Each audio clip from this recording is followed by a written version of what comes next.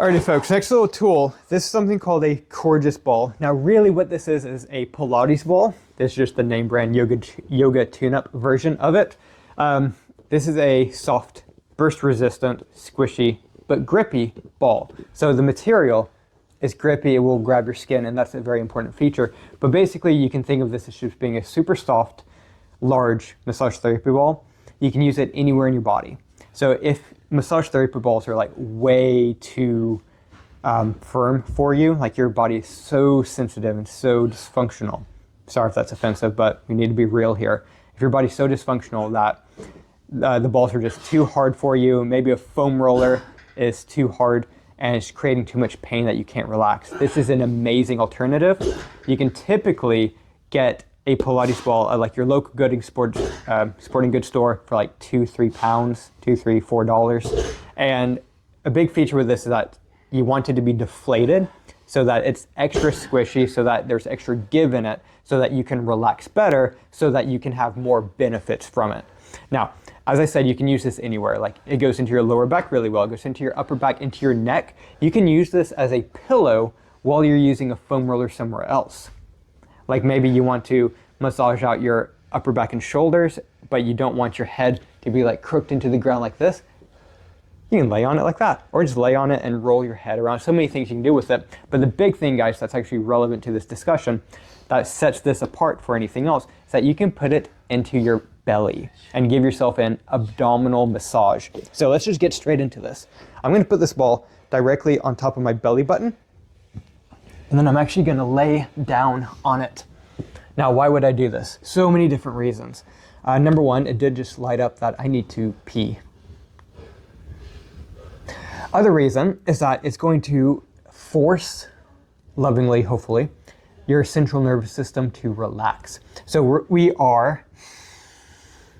we're doing ideally is not talking nonstop during this, but we're just breathing nice and slow and deeply, like really breathing down into our belly and getting into that abdomen. Now, first time you do this, everyone always reports the same thing, usually, which is, that's really weird and I don't like it. Sometimes people are like, oh my God, that's horribly painful, and it takes your breath away, maybe makes you feel a bit sick. If you have a ton of inflammation in your abdomen, around your intestines and your internal organs, because you are massaging those things out right now, it can be quite painful.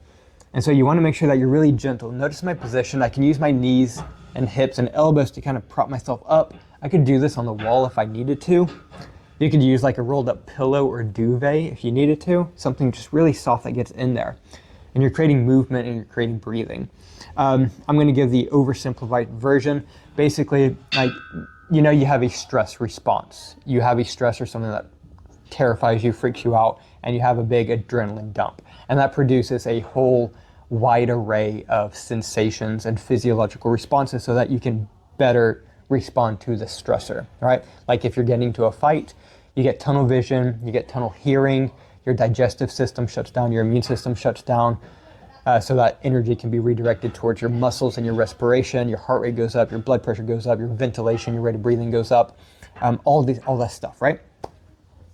When you do abdominal massage, you're gonna at least apply some pressure, if not really massage out what's called your vagus nerve. Your vagus nerve, the largest nerve in your entire body, starts from your brainstem and it wanders down to pretty much every major organ, from your mouth and your ears all the way down through your torso. That's where the name comes from, vagus, same root word as vagabond, meaning a wanderer. It's like the wandering nerve wanders all over your abdomen and head. And its whole purpose is to create the opposite of a stress response. So in physiology, and I'm still massaging on my belly as we do this, in physiology we call a stress response a sympathetic response. That's your sympathetic nervous system, your stressed out nervous system.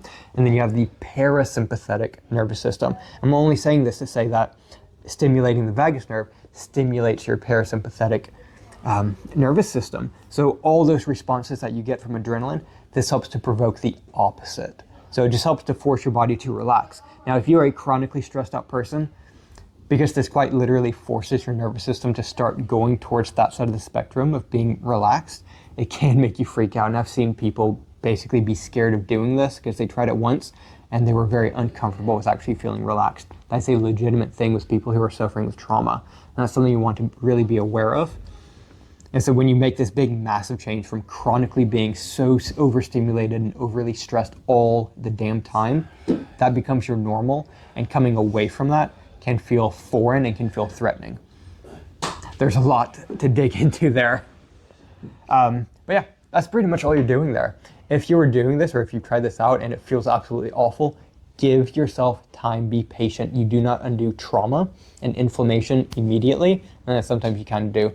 But it can take some time. Try that for 2 minutes every day for a week and see if that doesn't help you.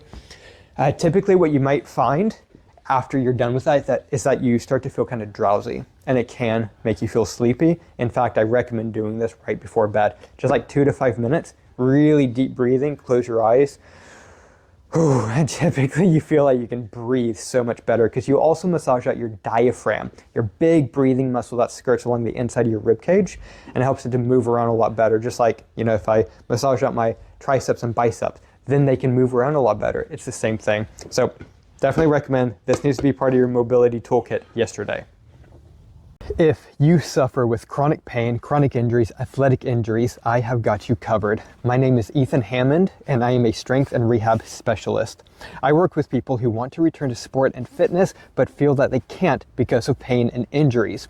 I've helped people with conditions such as lower back pain, ACL tears, shin splints, neck pain and chronic headaches, and so many more things. Now, a lot of you will be going through things like this, like what I just listed above, and you're saying that you cannot train anymore. Bullshit. You have got to train, and you've got to train right. Train or complain, that is the way this works. Now, I work in person in Southampton, England, but I have online services as well if you're a bit further out. And I also offer free consultations to get you started with a free game plan and strategy for getting out of pain. All you have to do is to send me a text or a WhatsApp message to 07 305 231 339, and I will personally get back to you in the next 24 hours to get you started on the road to proper recovery. If you are serious about leveling up and making real change, this is how you start.